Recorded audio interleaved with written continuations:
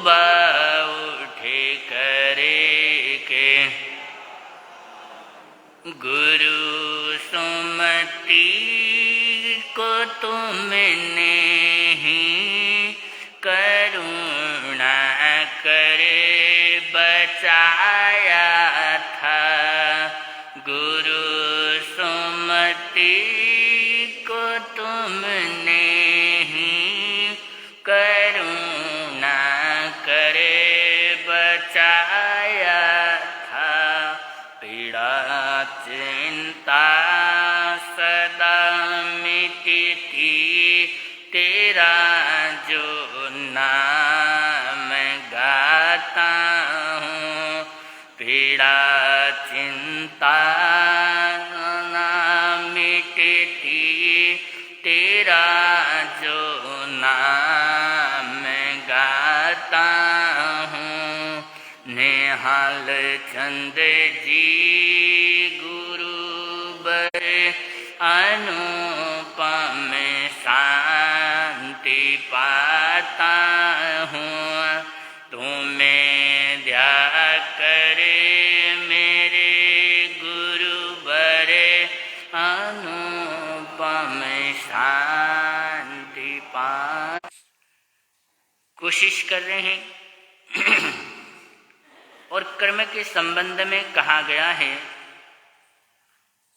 बांध्या बिन भुगते नहीं, बिन भुगते न छुड़ाए, आप ही करता भोगता आप ही। करना चाहिए, मनन करना चाहिए कि हम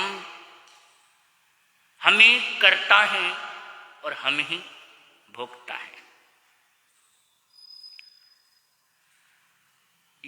इतना जरूर समझ, वो भी एक समय में चले जाते हैं। संत साधु भगवंत भी चतुर्मास करने आते हैं और वो भी चले जाते हैं। के भीड़ में उलझ गया, रिश्ते नातेदारों के भीड़ में उलझ गया, तो ध्यान रखना वो भव तक वो उलझा ही रहेगा।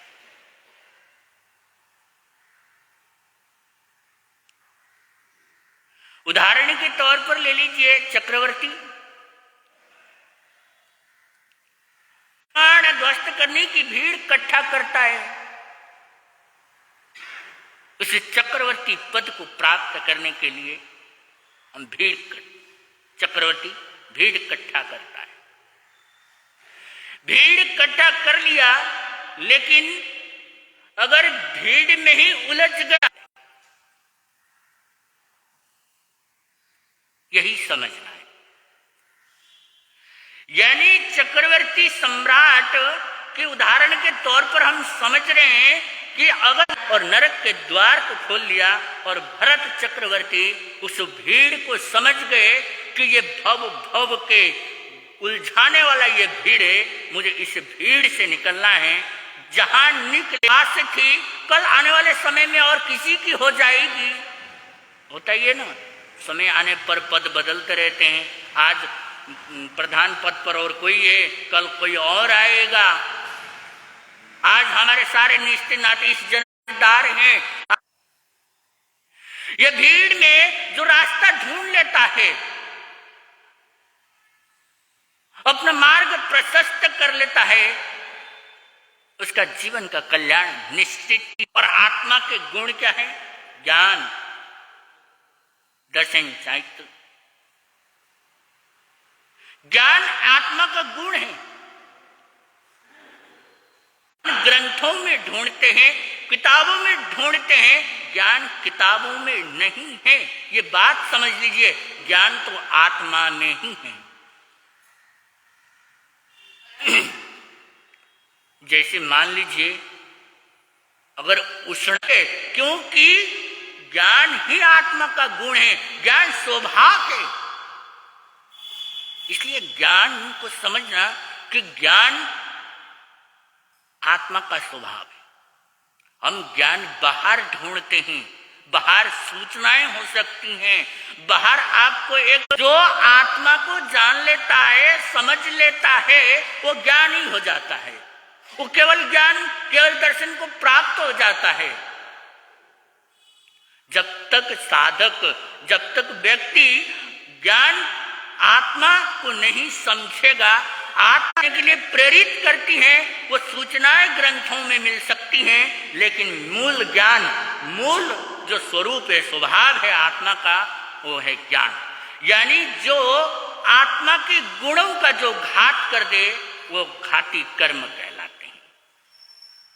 इसलिए समझना है, उन 4 अघाती कर्मों के निमित्त से ही व्यक्ति वो घाती कर्म का बंद कर लेता है।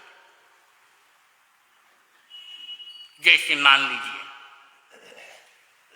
किसी को असाता वेदनीय कर्म का उदय है, घाती कर्म है, अघाती कर्म के निमित्त से व्यक्ति घाती कर्मों का बंद कर लेता है। बात समझ में आ रही है? इसलिए समझना कि जो आत्मा के गुणों का अघाती कर्म कौन से होते हैं? जो बचे हुए वेदनीय, नाम, गोत्र और आयुष, ये अघाती कर्म, इनमें वो सक्षम।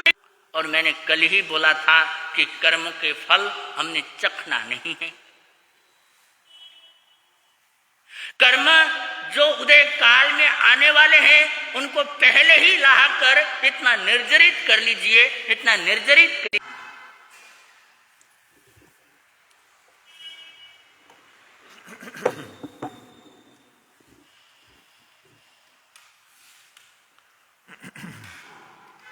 प्यार से यदि तरना है इस संसार, धोलो धोलो विकार मोल धोना है इस संसार से।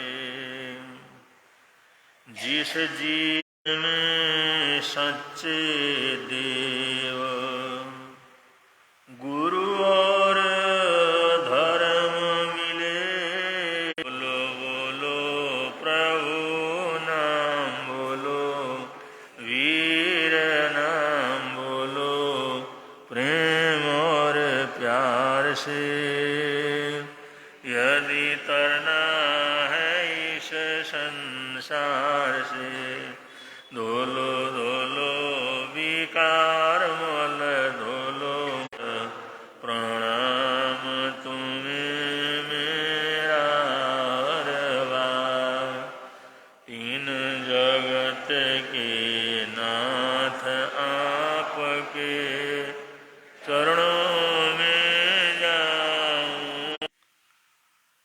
हम सब साधु साध्वी, श्रावक श्राविकाएं, चतुर्विद संघ के जितने भी सदस्य हैं, हम सब मार्गानुसार ही कहलाते हैं, तो चले जाते हैं। थोड़ा प्रयत्न करने पर भी कोई न कोई सद्गुण हमारे जीवन में विकसित होने लगता है। जैसे जो मार्गानुसारी आत्माओं के जीवन के अंदर अपने आप जो है बढ़ते चले जाते हैं, पनपते चले जाते हैं। तो श्रृंखला में 27वां जो बोल बताया है, विशेषज्ञ या कोई दूसरे पढ़े लिखे लोग हैं, उनसे जाकर के वार्तालाप करता है, तो ये चीज कैसे है, क्यों है, क्यों ऐसा होना चाहिए, तो ऐसे उसकी जिज्ञासा बढ़ती चली जाती। जैसे वैज्ञानिक होता है, वो भी ऐसा ही करता रहता है। जब कोई चीज को सुनता है, ये कैसे होता है, क्यों होता है, क्या आज भी हो सकता है, क्या ऐसा किया जा सकता है, कूदो। लेकिन जैसे जैसे वो चढ़ाई शुरू हो जाती, पहाड़ शुरू हो जाते हैं, खाइयाँ शुरू हो जाती हैं, फिर उस समय तो बड़ी सावधानी से आ जाए, दुनिया भर की तकलीफें आ जाए, सामने मौत भी आ जाए, फिर भी वो रास्ते से विचलित नहीं होता। एक छोटा सा प्रसंग आता है संत तुकाराम का। संत तुकाराम बचपन से ही बड़ी एक साधु वृत्ति के बालक थे। और एक बार अपने घर के बगीचे कुछ भी नहीं था, इसके सारे पत्ते आ गए, फूल आ गए। तेरे देखते देखते बड़ा हुआ ना ये, तो जीव है तभी तो बड़ा हुआ, तो इसको भी तो दर्द होता है, इसको भी तो तकलीफ होती है, बिना जरूरत के काटता है रहती है। एक एक बच्चा एक बार समझा दिया, जिंदगी भर के लिए उसके लिए वो चीज पर्याप्त हो जाता है। और तुकाराम तो बचपन से ही संत पुरुष थे और काफी समय बीत गया। एक दिन, अरे मैंने आज उस पेड़ की खाल को काटा और फटाफट काट के ला के दे दिया।